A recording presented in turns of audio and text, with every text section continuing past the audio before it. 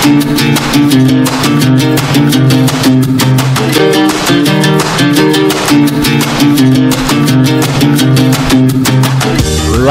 from the Echo Network studios in the downtown Royal Oak, this is Odd Musings, and I'm your host, Scott Zambelli, creator of Emmanuel God With Us, the comic book series. Issue 2 will be out one day, hopefully soon, and also colorist for Legion of Justice, coming out this October through HB Comics, and also Realtor Extraordinaire. So if you need any houses in the state of Michigan, give me a call. But enough about me. Let's get to my co-host here. Special co-host of the week, Darren O'Brien. Yes, and why are you here, Darren? I'm here because Scott has some incriminating pictures of me, and that yeah, that's right. He threatened to publish those, and so that I'm here to kind of make sure that those stay out of the media. That's right. So he is fulfilling an obligation, and I promised to burn at least one of those copies after the show. So no, but all kidding aside, I've known Darren here 10th grade. Well, actually, I first met you in 9th grade. I don't know if you remember that or not. It was a memorable day for me. I think it's when you were taking my lunch money. No, actually, was that the time? Remember, it was John DeLude brought me to your house to play basketball. DeLude. Yep. and John DeLude brought me there, and we played basketball at your house. And then it might fool you, but Scott is an exquisite basketball player. You can't tell that because most of his size is hidden underneath the table. I play a killer game of horse. You do. But that was when I first met you, and that was back then that was still junior high, 9th grade. Yeah. And then in 10th grade was when I actually got to know you, and when we became friends and started, and the rest was history. Yeah. As it's so you can read about it in the police records. That's the history of our young adolescence. Yep. Just doing a sound check here. Ready to go. How do you do your volume? There we go. I'm working Darren's phone since my phone is acting as camera. There we go. So, so we've known each other for a long time. Can you believe that? That's what? So we met in 88, roughly. Yeah, holy moly, you're better at math than I am. 88 to 19. Wow, that's like we're just old people. 30 we're years. old, very sad people. Yep. You're older than me. Look at all this white hair. You didn't have that white hair before. I lived more life. Yes, well, you created more life. That's true. Darren is also the father of 9 children. I am a very virile man. Yes, absolutely. You are absolutely correct. I'm a very virile man. And I'm guessing having this many children helps you in the field of mental and emotional health. It does. It gains me access to prescription pharmaceuticals, and so that really helps me a great deal. Indeed. So our topic today, we're going to cover some other little things up front, but the overall topic of today is going to be talking about mental and emotional health and how it intersects with our daily lives and how we can learn to deal with it and treat it or whatever with it. Yeah. And well, we got to do something with it, right? We got to do something with it. And the answer isn't always take a pill. Yeah. No, not at all. Yep. Which seems to be the common answer for many issues in life. But we're going to get into that and how sometimes it's healthy to actually deal with issues and get through them. And there are various forms of treatment for issues that actually do need treatment. Yeah. So, and then we're also going to get into a little bit of pop culture, tie that into this, maybe, and talk, just quickly cover a couple different movies that handle a broad spectrum of mental health issues. Like I was telling Darren, for me, when I think mental health, like even this morning, for instance, I was eating, waiting for Darren to be here on time. That never happened. That never happened. But you were here on time in the sense of the show, so that worked out. But there was a gentleman out front just wandering up and down the street, talking to himself, and there was obviously something going on there. And that, in my mind, is the picture of when someone talks about mental illness, that pops in my head. But there's so much more. There's a huge spectrum of conditions and range within those conditions. Yeah. So. Well, and I like your description when you say, speaking about mental health and emotional health, because we all have emotions, and we all need to be able to be attentive to how those emotions are impacting and influencing us on a day-to-day basis.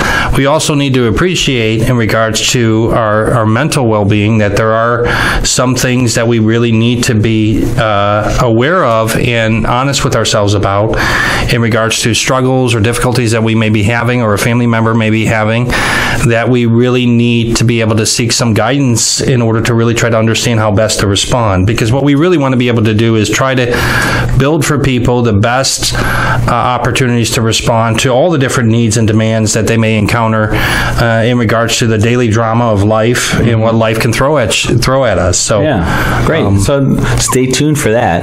But before we get into all the heavy stuff, how was your week? Any excitement? Any fun tales from the O'Brien clan O'Brien? Well, I like Scott said, that I'm a father of 9. I married a beautiful wife, which is, I should have thought about what that's going to produce for me, but that's she's a wife. Yeah, a wife, mother times 9. Mother times 9. Homeschooler. Plus Iron Man. Competitor, finisher. Twice Iron Man. Yeah, 2 times. And she just actually recently ran her Ironman in September of last year. Which was cool, because that was her comeback. That was her comeback, yeah. After not running for 8 years. Because she was pregnant for 12, I think. Yeah, we found it a little bit more difficult for the run. I don't know why. She used that as an excuse not to keep excuses. Keep her performance up. But you're like, get up there, go run. You got to earn another medal. Come on. Yeah, that's right. Keep moving. Keep that trophy case filled. Although I'm guessing on an everyday basis, both of you run an Ironman just in your house, trying to track all the kids back and forth. Yeah, absolutely. Yeah, that's an Ironman at daily living. Yeah. I don't think she was actually running the Ironman. I think she was trying to get away from the house. That's what she was doing. We just anticipated where she was going to end up at. So it was a fleeing man. Yeah, that was the fleeing woman. Fleeing woman. Yeah. But and in fact, she's running right now. So probably listening to us right now. So keep up the run. Good job, Christy. Keep going, Christy. And I'm very jealous of her accomplishments. I've been able to do marathons, but I haven't been able to go after that triathlon yet. So I made it down the stairs this morning, and that was a heck of an accomplishment for me. So yes. Well, that's pretty good. When you didn't step on any Legos or anything, so that's an accomplishment. So as far as my week went, for many of you, I was in San Diego this past week for the San Diego Comic-Con, which was an amazing time. Great friends and my fellow artists out there. Sean Forney, you rock. You and your wife Stephanie, you were my neighbors this year, which is always a pleasure. And of course, Robin and Dan are my other neighbors. You guys are awesome too. Check them out. Sean Forney is SEAN for Sean. And why not have an SH? Come on, Sean, add that H. But SEANFORNEY. Check out his artwork. He does amazing work. And also Dan Parsons, who was my other neighbor. PARSONS is his last name. There's an S there.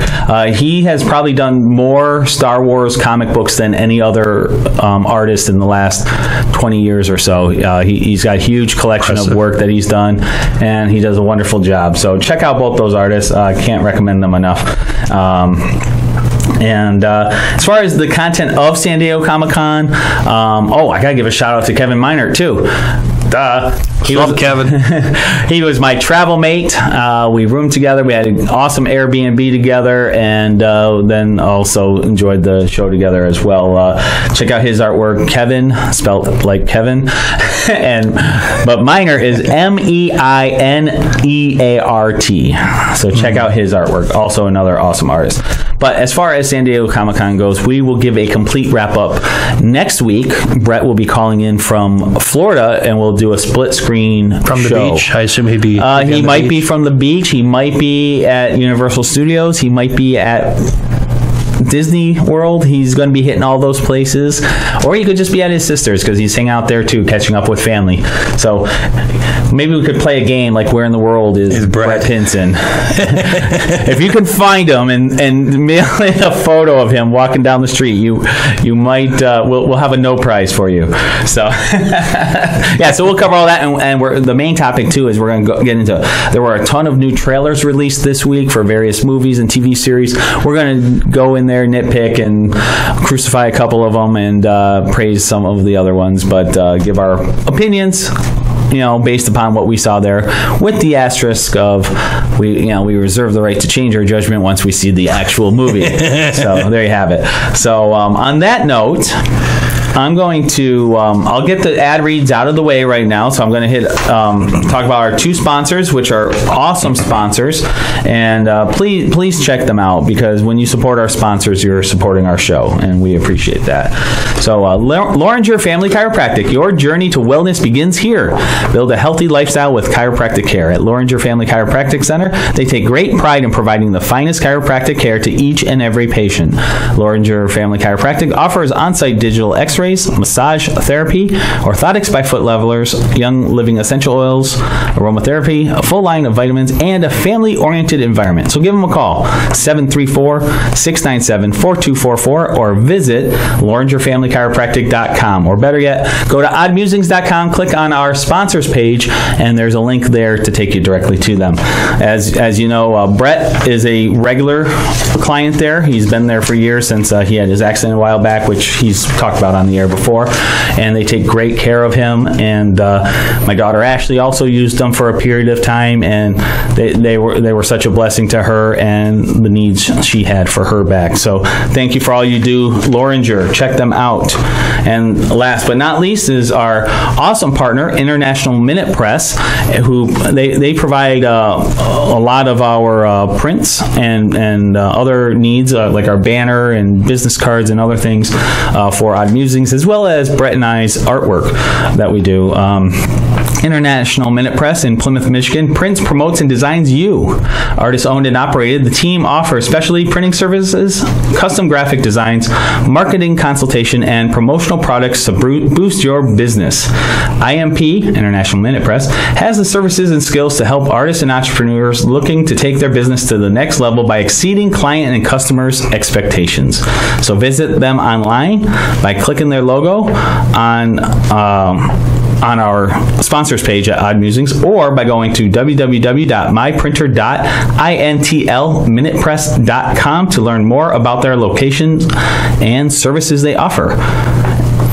So there you have it.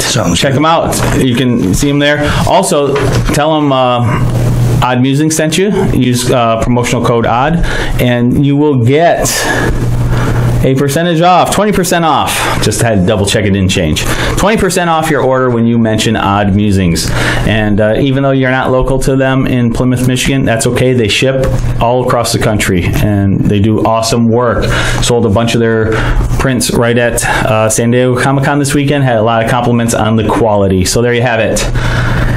Hey, Brett here. Brett just chimed in on the feed saying Loringers is great and IMP is great too. Hi to Bridget and the staff plus Joe. So there you have it.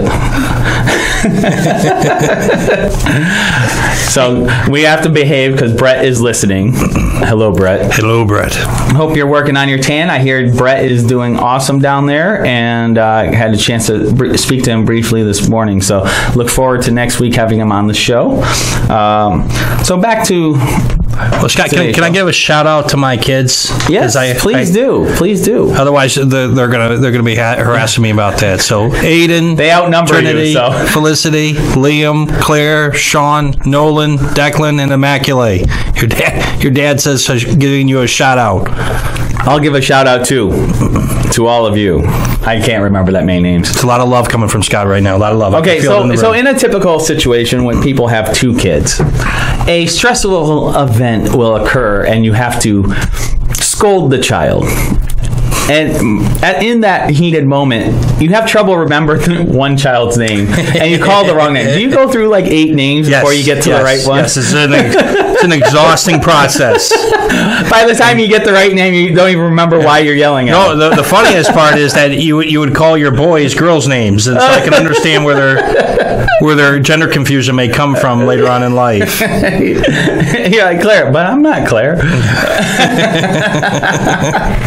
Yeah, so being adulting or parenting, I should say, it's quite the process, and often I find learn as much about yourself by parenting as you do about in the process of what you're teaching them, you're teaching yourself at the same time. I find a lot with my own faith, even so much of interpreting things from the Bible or different things, seeing it through the eyes of a parent, it has made so many things much more clear.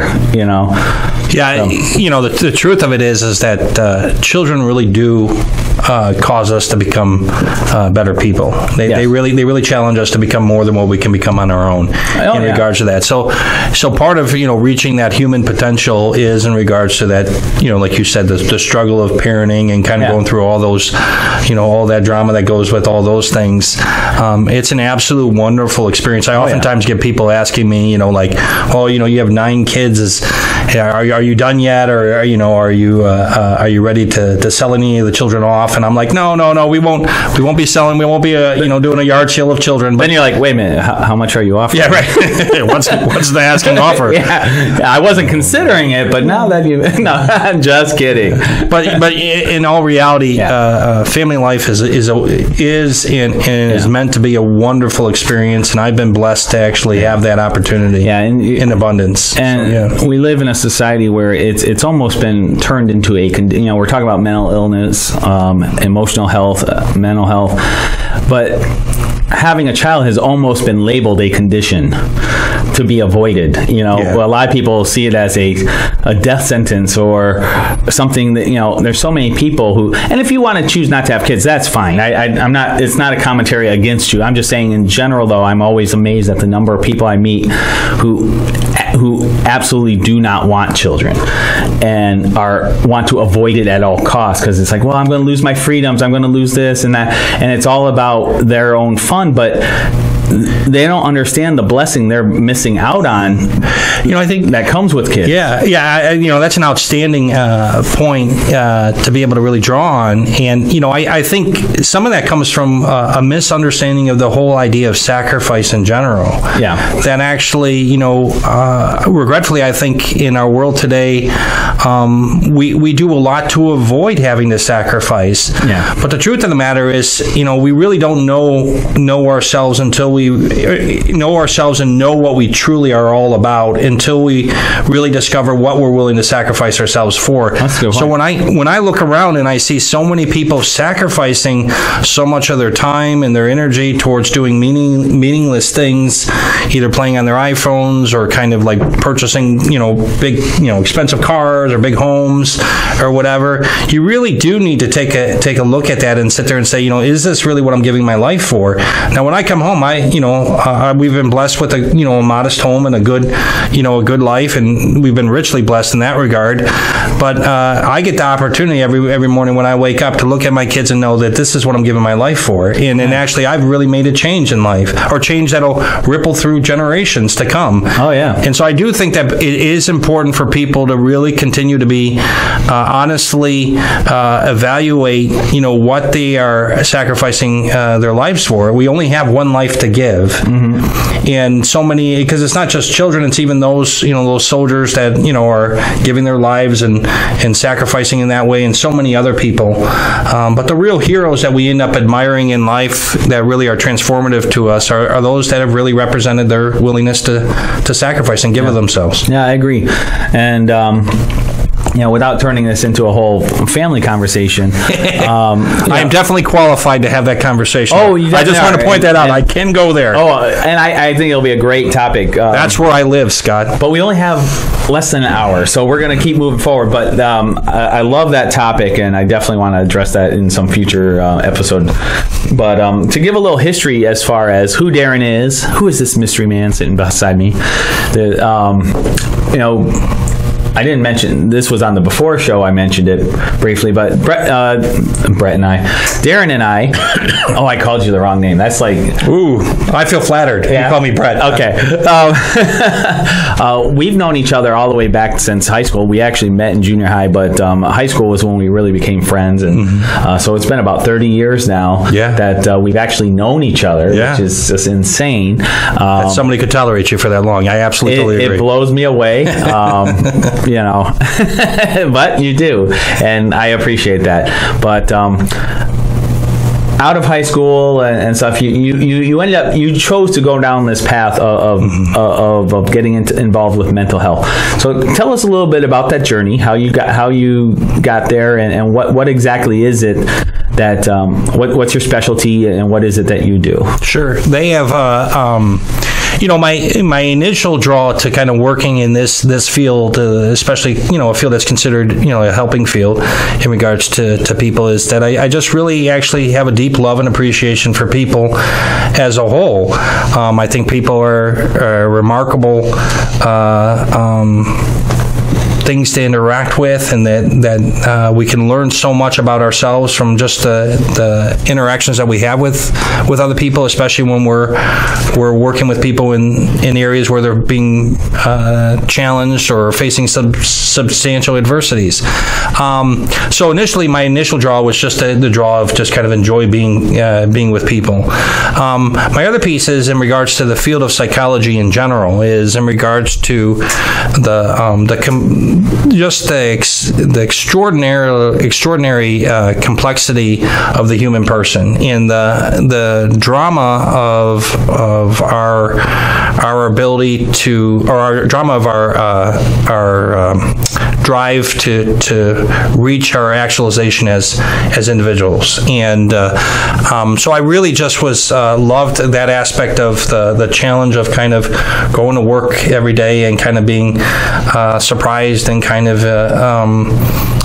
challenged in regards to the unique people that I get the opportunity to work with. My specialty is working with youth in at-risk families, and I have a deep love for working with young people. I think they're extraordinary in regards to what they can teach us about ourselves. It's also amazing to really see how resilient human beings, especially young people, can be if they are given the tools and the opportunities that they need in order to reach that potential. I think a lot of times people are just in a default mode of being told they can't do it.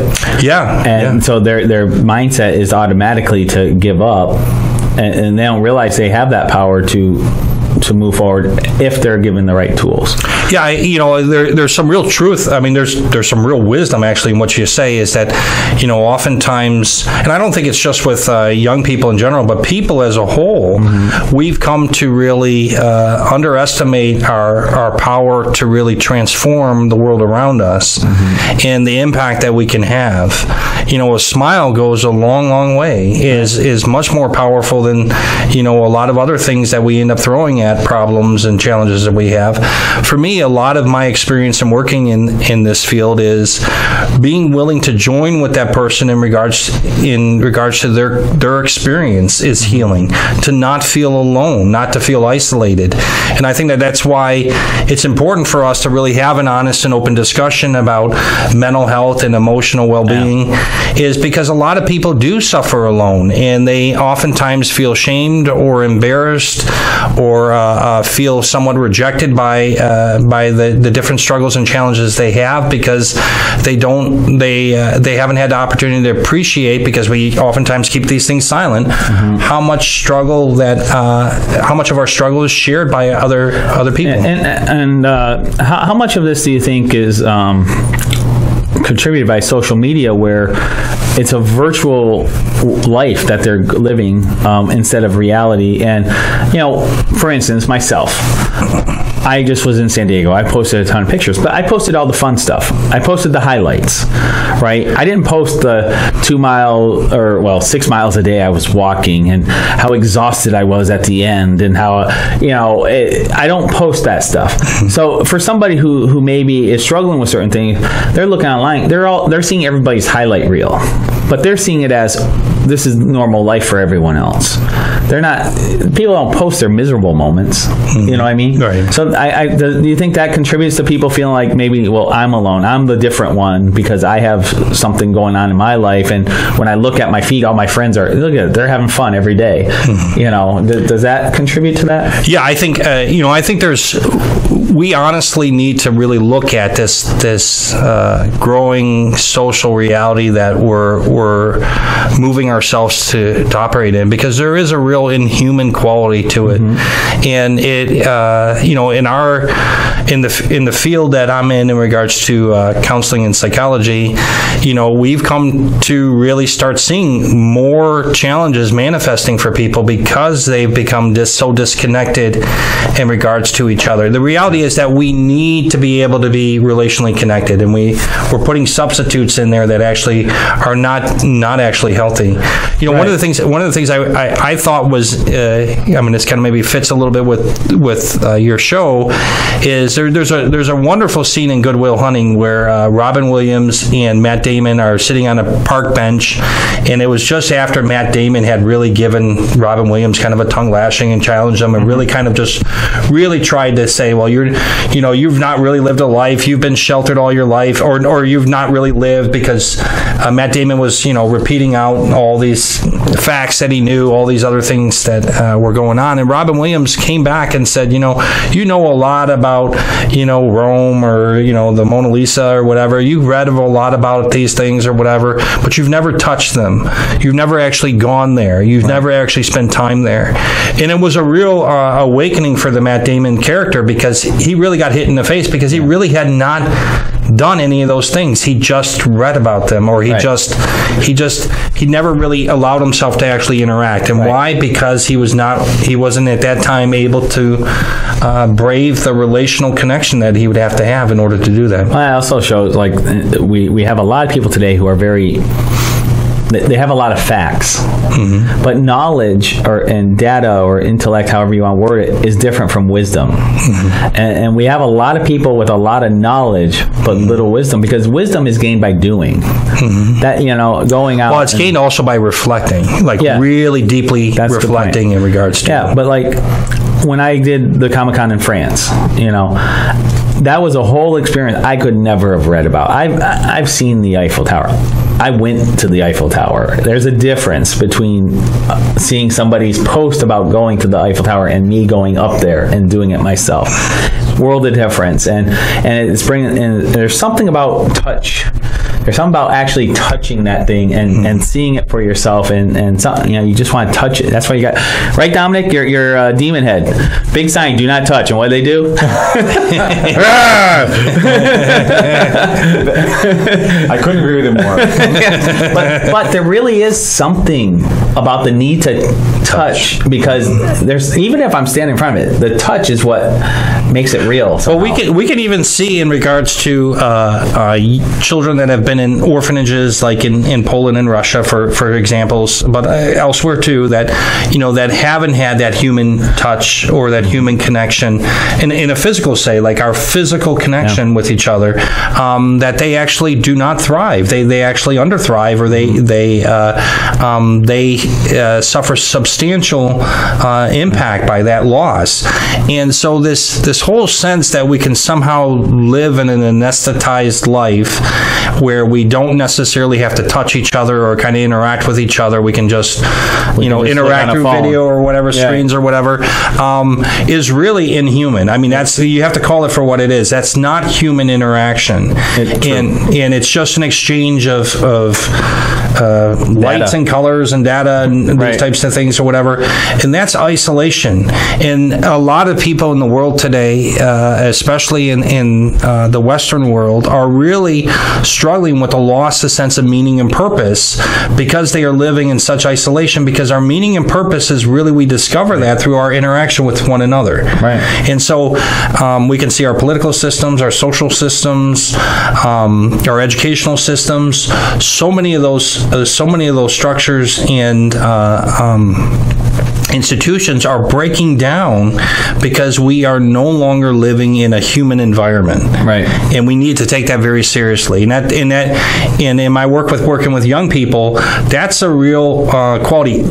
You can really transform a person by your willingness to be there with them and interact with them and touch them in a way that actually has meaning for the human person. Right. So for like kids today, I have 5,000 friends online, but you're far healthier to have 5 real life friends than 5,000 friends online that you're never going to interact with other than a photo exchange or whatever. I mean, if I look back in my life, I would say that I probably had in my life maybe 10 solid, deep friendships. I'm not going to tell you if you made that list or not, Scott, but I'm not going to tell you that. But that was number 11. But you look at I have 5,000 friends, but do you need 5,000 friends?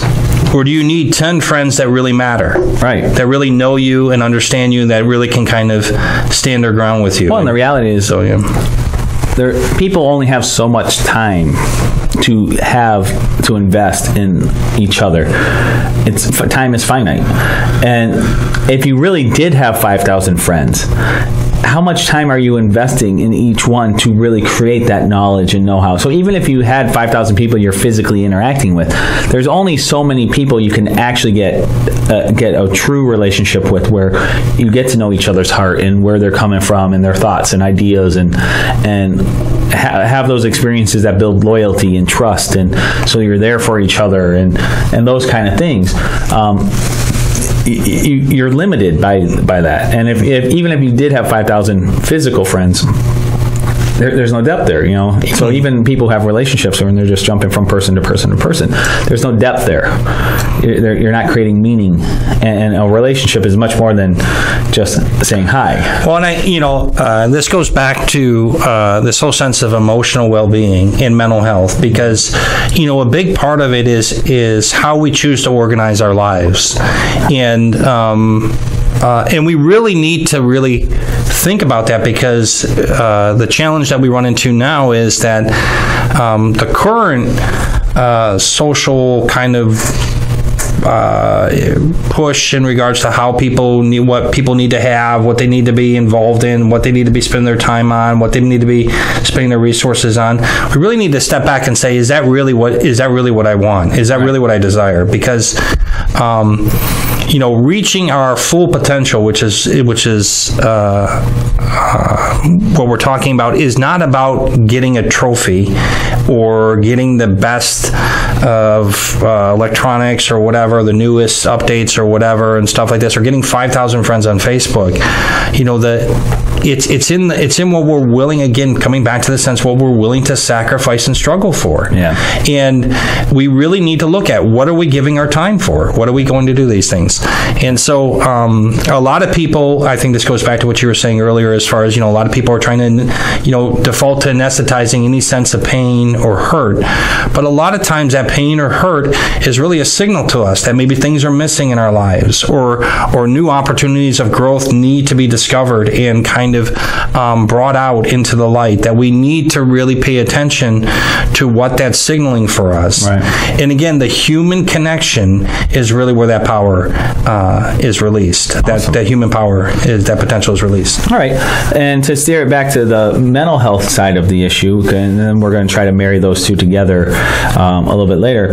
Mental health, mental illness, however you want to term it, it's a very broad field that covers a huge range. And I was going to look up some movies that maybe cover mental illness and stuff, and I was surprised by some of the movies that popped up, and I didn't realize, and it made me realize like certain things like that are tied to mental illness that I didn't even consider mental illness before. So it's a pretty wide field, and we're not going to get in depth on any of these, but some of these movies that came out,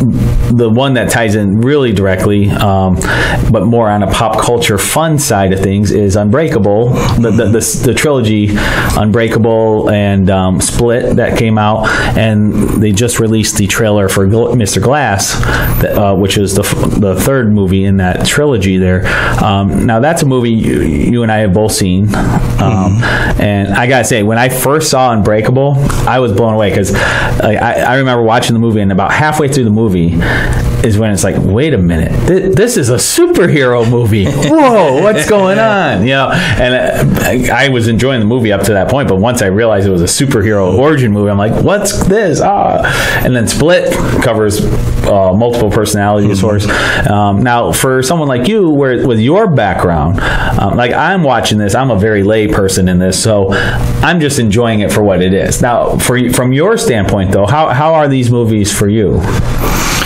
Well, I shared your opinion of Unbreakable, because I thought Unbreakable was actually a phenomenal movie. Like its depth is very powerful. On the surface, it has its appeal in that regard. But if you watch the movie over and over again, it is a very deep message in regards to this sense of the human drama of who am I, and what am I really capable of doing? Right. And you could see even this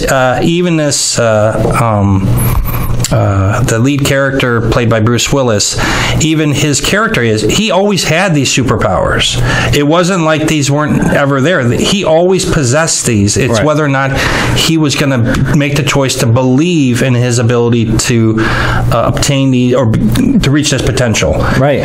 And that belief went against every other social pressure was telling him, which is the ability to be conformed, to be just like everybody else. Right. Society told him how strong he should be, or whatever. So what his limits were. He just believed I could only lift this much. But then once he started realizing and having that self-confidence in himself, so to speak, and he put himself to the test, he started realizing, whoa, my potential is much harder, right? Yeah, I could go more than I thought I could go. All this time I've let other people define what what my potential is and what I was able to be, as opposed to me myself making those decisions. The interesting part, and this plays out very strongly in the work that I do, because I work in the work that I do with young people is these are typically the young people that would come. When you say young people, what age range are you typically working with?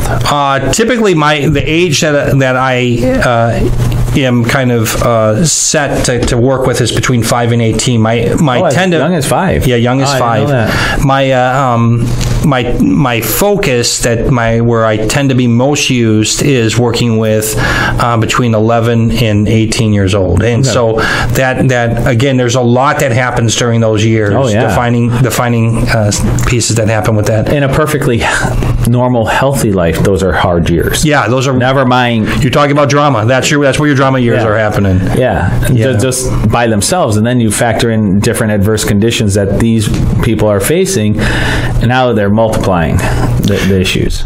Yeah, and in the circumstances that sometimes, and actually a lot of times, to be honest with you, with a lot of the young people that come to us are really quite overwhelming.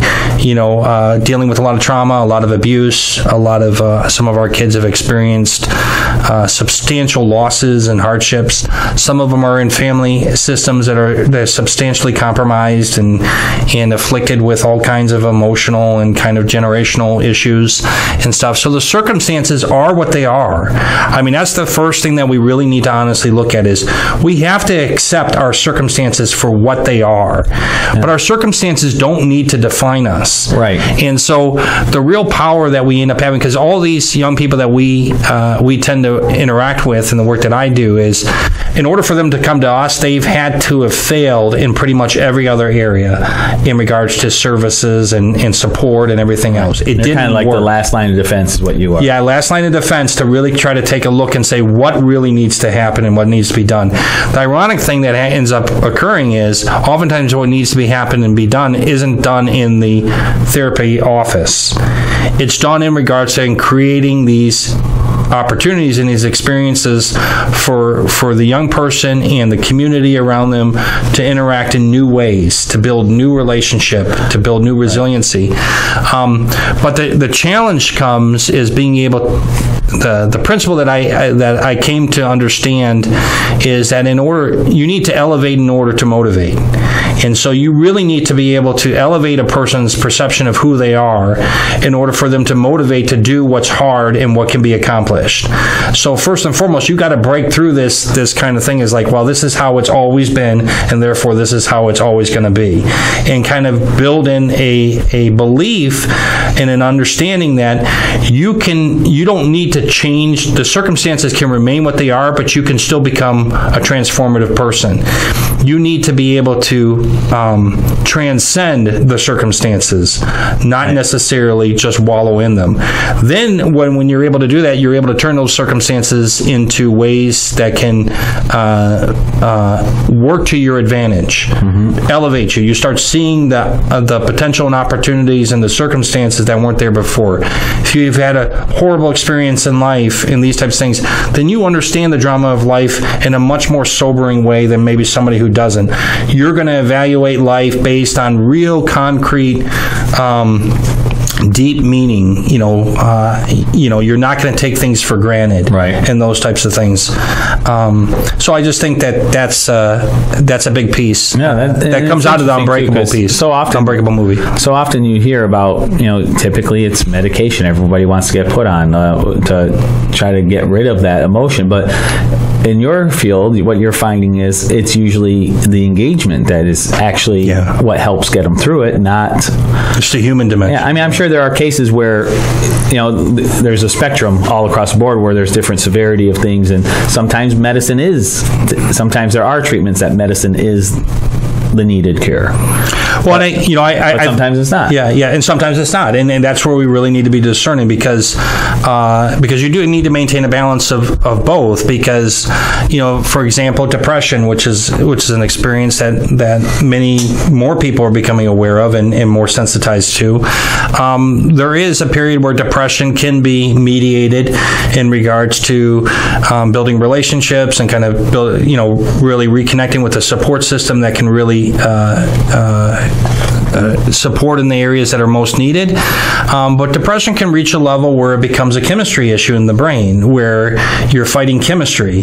And that is a losing battle if you don't take advantage in being able to be professionally supported in that regard. Because, depression and, stress, if you're under chronic stress for long periods of time, can really wear down the body's resources, right, and then break down our resiliency. Now in this case, you mentioned here, though, like depression, like if you're the average Joe Blow on the street and life is getting you down and you're feeling this way, what do you do? How do you know the difference where you just need to build your social structure more, or you need that professional help? What do you do? I mean, Well, the first thing is that I think oftentimes it's good to kind of put yourself in a situation where you can find support that helps you honestly evaluate what's going on. I think that's it's not always easy for us to be able to discern with ourselves, just what's going on, especially if we're in a phase of depression that can be very crippling. Mm-hmm. Depression is a very challenging thing to kind of interact with. So going and taking the time to actually see a professional, I think, can be very supportive for people. Okay. And oftentimes professionals are capable of helping us be able to really look at all the different things that maybe are impacting us, or look at skills or things that maybe new skills that we need to learn how to build or use in order to kind of help us be effective. So I think that component has a real benefit for us, that we have resources that really that understand how these dynamics work. And we've made a lot of advances in regards to understanding how depression interacts with people, bipolar, PTSD. We've come a long way in understanding how those issues impact people and how to best support people. Very good. Very good. Now, we talked a little bit about depression there. What other, like, a big one today is autism. That's, it seems like it's through the roof, the numbers now. I think everybody knows somebody who has an autistic child if they don't have one themselves. And can you address that a little bit? Are you do you deal with that in your profession, or are you? Yeah, actually, I've worked with autism, and even now in the current work that I do now, I do have experiences working with young people who have been impacted by autism. The most important thing to really appreciate is that autism is a spectrum disorder, right. And that's been more clearly defined with our, most recently with kind of the advances that we've made. That it's not something that's just kind of a stagnant thing, that an autistic person is just this kind of category. What is, even on the most basic level, what is autism? Autism is oftentimes can be best defined as individuals that have a hard time with making social relationships, operating in social systems. They tend to be much more concrete and black and white. Mm-hmm. They don't necessarily understand interpersonal relationships. Sometimes. But what is it? Something in the brain that's causing that? What is? How does this happen? What is? We really are still trying to understand, all the dynamics that are involved with how autism is formed, and so right. we really don't know yet definitively all the factors that maybe contribute to autism. There's a lot of theories out there, but the honest truth is that we don't always know right. what it is. Like, at what point? How do you discern whether it's just somebody with bad interpersonal relationship, like they have bad personal skills and just awkward, mm-hmm. or someone, maybe they're low spectrum autism, where they might look like the same person mm-hmm. on the outside as far as how they interact with people? What would make one case just somebody who's been online all their life and doesn't know how to talk to people, and somebody who's autistic on the low end spectrum? How do they test that and figure out the difference? Do you know? Well, there's a lot of tools, not like just a blood test. It's like, oh yeah. No, but there are assessment tools that can be deployed and used to help clarify whether or not a person is really showing the symptoms and functioning that we would associate with autism. And those tests are really extraordinarily helpful in being able to really not only understand whether or not the child maybe is manifesting autistic qualities, but also in regards to where they may fall in that spectrum, which will dictate where support needs to be. Because some high-functioning autism, Asperger's now has become more known in the popular discourse. Asperger's is a high-functioning autistic. It doesn't necessarily require that a person with Asperger's is somebody who has to be able to need certain types of services or supports or whatever, but they do need certain types of strategies and approaches in regards to how to work with their environment. Yeah, they're very structured, and they need things in a certain way, structured and very black and white. Now, a very popular theory out there, which my understanding from past interviews is they deny that this is true, but everyone I know says so, but who experiences this, but is Sheldon from Big Bang Theory. A lot of people say that's an example of Asperger's and what that's like. I think it's like most things in the media. It's somewhat kind of exaggerated to kind of reflect kind of a comedic style that's important for that show. But I definitely think that he reflects kind of the autistic he has his qualities. He has those idiosyncrasies. He has his chair. No one can sit in that chair. That's where he sits every time. I think it goes without saying that he would be classified as on the spectrum. Yeah. And and then from that, if you go further down the spectrum, is that where a savant is? Is that in that same line? Sure. I mean, savants are... Like Rain Man would be a savant, Rain right? Man would definitely be a savant, but who had, really extraordinarily exceptional skills in very specific areas where he actually was at a genius level or, way beyond what would be considered average or normal, but was substantially impaired in other areas. Right. And is that typical for a savant to be like insanely gifted in a very small segment, but then almost childlike in the others? Yeah, that's a great way to describe it as a whole. It's funny because I worked with autism in the beginning, quite a bit in my beginning of my career, and I did work with a savant, and one of the neat things that he actually was able to do is he had an extraordinary idyllic memory where he could just be able to look at something and be able to recall it. And so what you would do is he had a fixation in regards to maps, so you would just flash a map to him, a street map, and then pull it away real quick in less than a couple seconds. And then what you'd ask him is, well, show me how to get from street A to street B. And what he would do then is he would take a blank piece of paper and he would draw a line through that paper. And then if you put the paper as an overlay, it would map up with exact proportions in regards to the map. Yep. It was extraordinary. And this, to tie it back into the M. Night Shyamalan movie, and their abilities, like with Split and all these things, it does make you wonder where, I don't know what the proper term, not broken minds, but someone with those abilities, how... The abilities like with Split, is that what you're talking about? Well, like Split? With the savant you were talking about, where everyone's brain has that power.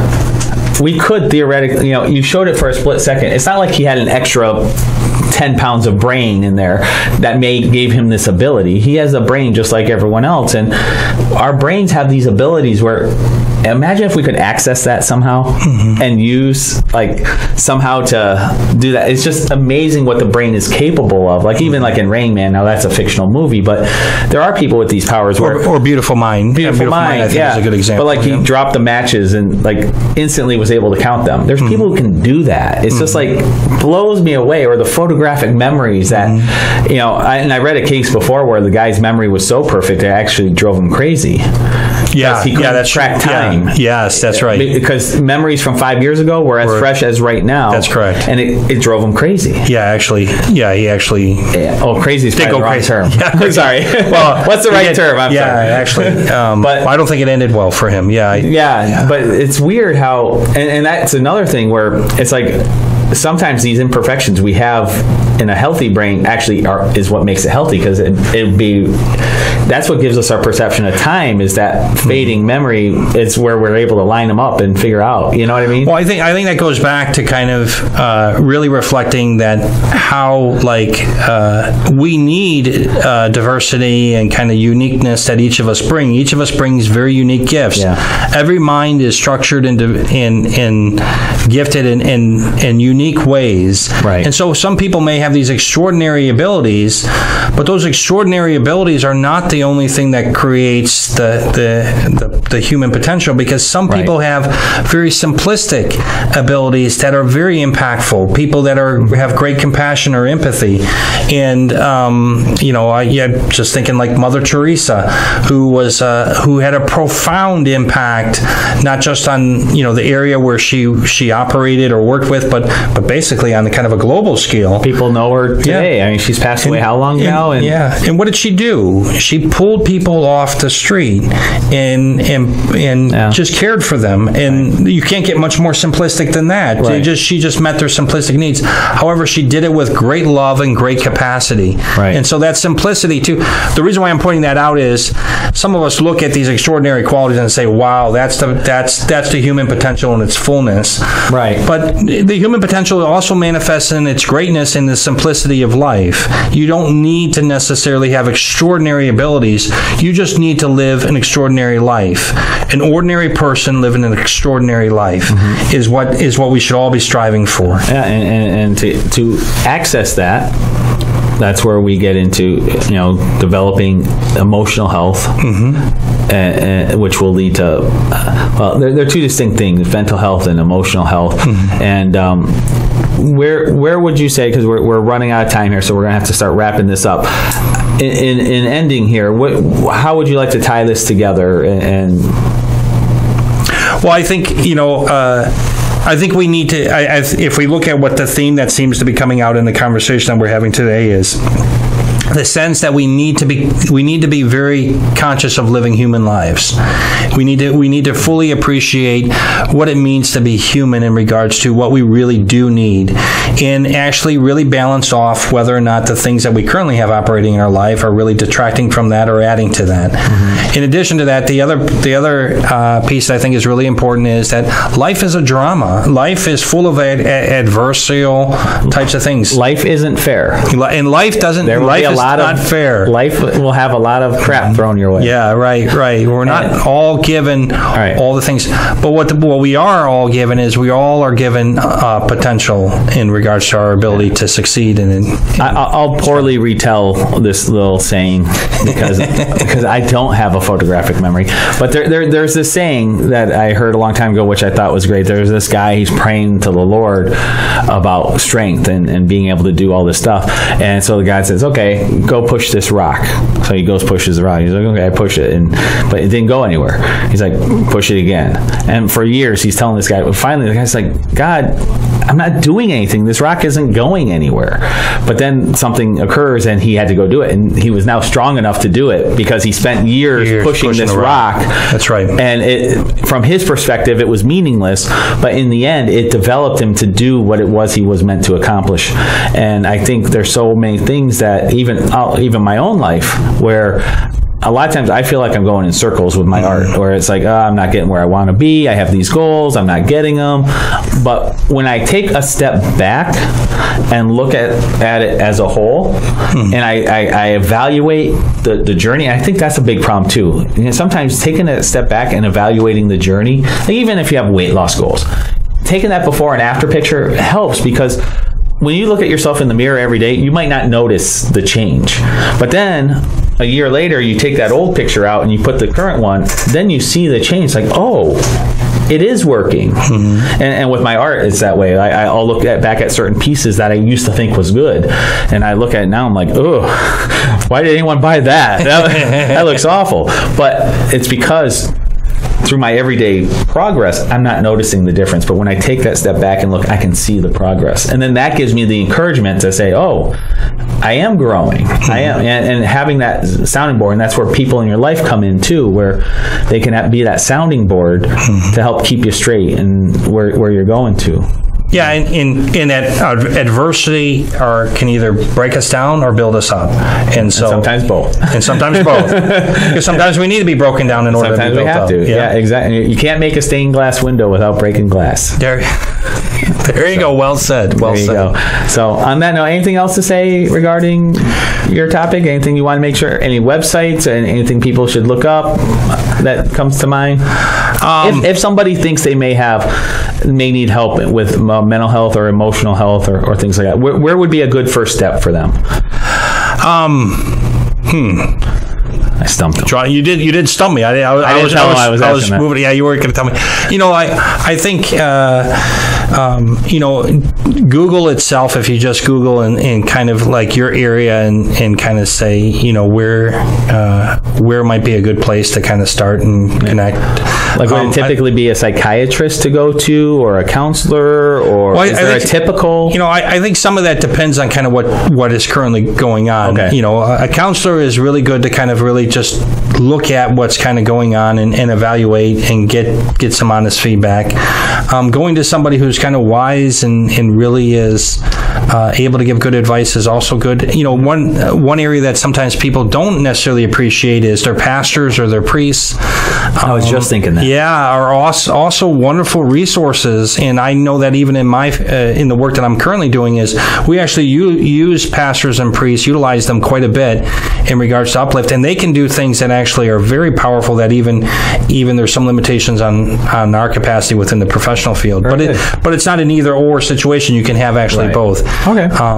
But yeah, I think there's a lot of support out there. I think it's relatively easy to find. The big piece is just taking the first step. All right. And there you have let it. it unfold. Well, I really want to thank you for being on the show today and being with us. I hope everyone out there enjoyed, and hopefully there's some good information there. If you have any questions, feel free to message them into the show, and if Darren's willing to answer them, I'll reach out to him if anybody has any specific questions, and maybe he can help point you in the right direction if you do need help. At least get that first step on the right path to find the answers you need. But otherwise, I got this gnat that keeps flying at me, and for next week's show, Brett will be calling in from Florida, and we will be doing the full San Diego Comic-Con breakdown, as well as review of all the awesome trailers and not so awesome trailers that came out. And anything going on with you, Dominic, coming up you need to promote? No. I like that. Very concrete. You must be autistic. Yeah, you're not doing Tampa. What's your next show? That's in like 2 weeks. Next week, not this coming week, next weekend. Tampa? Yeah. But so August 2nd to 3rd will be in Tampa. But you'll be there. Yeah. Yeah. So if you're going to be in Tampa, you'll find Brett there as well as Dominic. I can only think 1 week in advance. That's all I got. I thought it was this upcoming weekend. Okay. So on that note, take us out, Dom.